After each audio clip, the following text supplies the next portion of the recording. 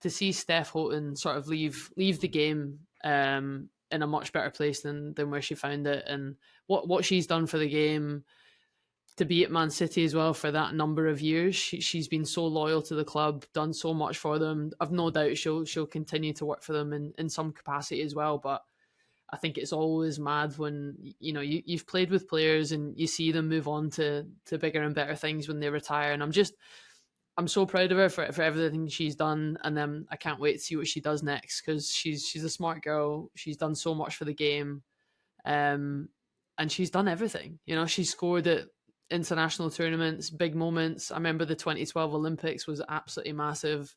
She was kind of one of the first players to really step up and play those big games at Wembley for GB, for England.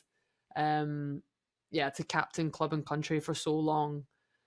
And she's had a tough couple of years, on and off the pitch, and everyone rallies around her, what she's gone through. So, just that was a tough goodbye. I think it's always hard to see players retire of that caliber, considering what they've done for the game. But I've no doubt she'll go on to be just as successful off the pitch as she was on. I would echo that, because Steph was mine as well. I think she's just been unbelievable, and I think done so much for the game that people would not know. And just so, do you know what, she's underrated as well, and I know she's rated so highly, but what she's done behind the scenes and how, I don't know, unselfish she's been, and just, I think to be a captain of England at that time was an extremely difficult challenge and position you're in, because the game was changing around us, and you have to stand up and you have to fight for things, and I think, I know there was a leadership team, but I think she was put in at a young age. I remember it being at Arsenal, being a captain at a young age, So and just being able to adapt and be flexible, but to learn off of people and still perform. And you think, she's done so well, like internationally, in those competitions, but she's had some horrific injuries that made her miss competitions. So she's kind of been through everything.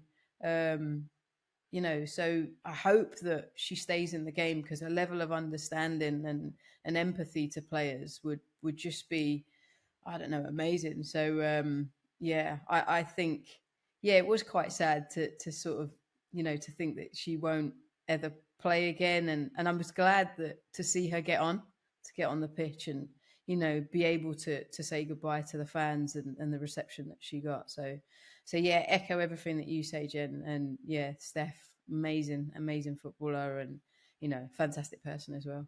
Do you know what I love about Steph as well, that I don't think she gets the credit for? Like, how much of a hard worker she actually was. She was always the one doing extras. She always worked on the technical side of the game. She was always one of the fittest. She kind of worked on, she loved the gym. She would never miss anything. She would never skip anything. She would never want to sort of cut corners or, miss something. If she missed something, she would make sure she made up for it. She was always the one that kind of was the ultimate pro, led by example, and was one of the hardest workers in the room. Like, and I've no doubt, obviously I've not been teammates with her for a few years now, but I've no doubt she was like that until her last day, which I can totally imagine. I was with her last week and I was joking around, and like we were laughing at how I'd retired before her, and I said, yeah, just like the bleep test, I dropped out before you. It goes into what you've just said there, Jen, about hardest worker. And I did actually interview her for Sky on after she'd announced it, and went to CFA and sat down with her, and it was I was quite nervous about it, because it's quite different when it's like a friend, like to interview them in an emotional context. And I was warned by Chidi that she might cry,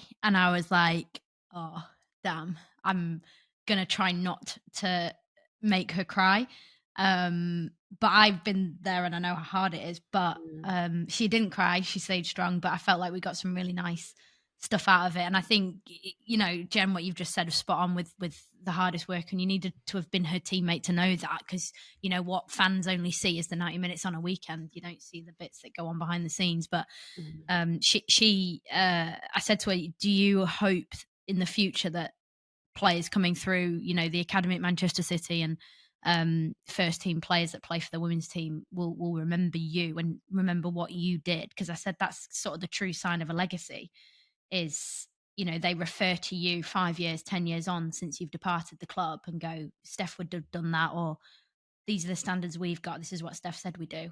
And I think that kind of almost made her cry, but she held it in. But yeah, and you know what I was about to say? I'm not very sentimental, but I am clearly. So I think you've both, you know, said it spot on. And I also think it must have been really, really difficult for her to have seen England have the success that they've had in recent years. And she's put so many of those foundations in place that she probably didn't get the credit for. So here we are doing that. And I hope people listening get to understand that, you know, it's not an easy thing to do, to go against the grain and fight for things. And like Yank said, having a leadership group at national team when the structures weren't quite in place to be successful. Now they are, because they've got a fantastic manager and loads of other reasons. But yeah, Steph was there when things were tough, and you know, she can be proud of herself. And you know, you empty your tank, and Steph definitely emptied hers, and she'll definitely fill it back up in other ways, I'm sure.